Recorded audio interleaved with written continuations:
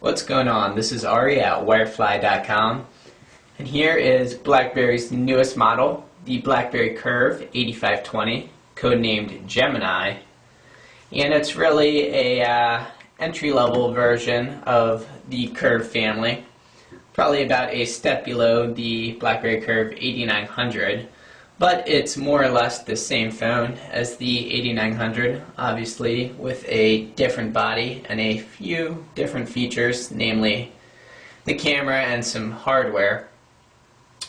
But you can see it comes in two colors. You have the standard black color,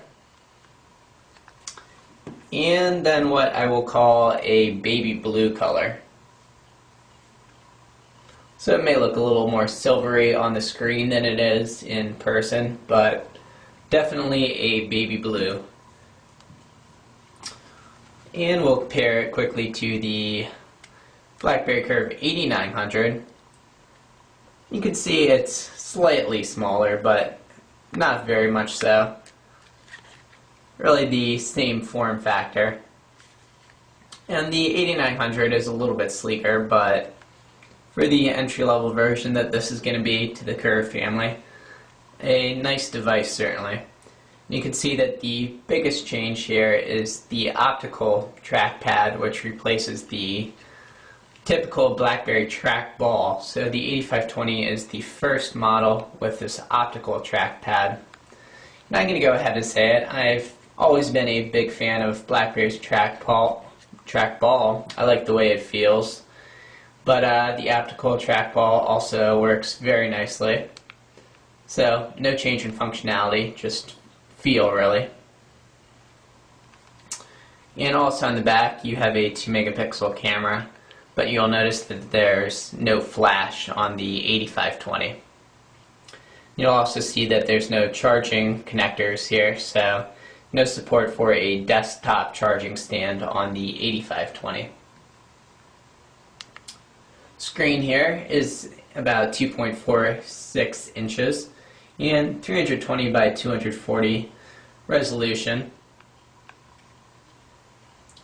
And on the right side you have your usual volume rocker, but you can see that it's enclosed in a rubbery plastic, which I actually think looks pretty good.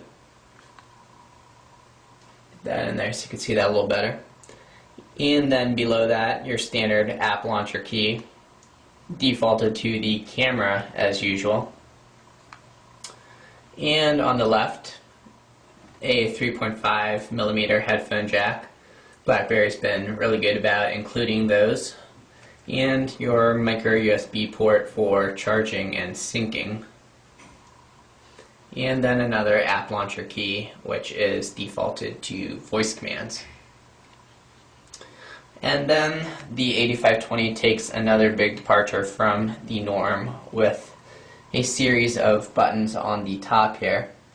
So you have a music track jumper left and right, and also your pause and play key.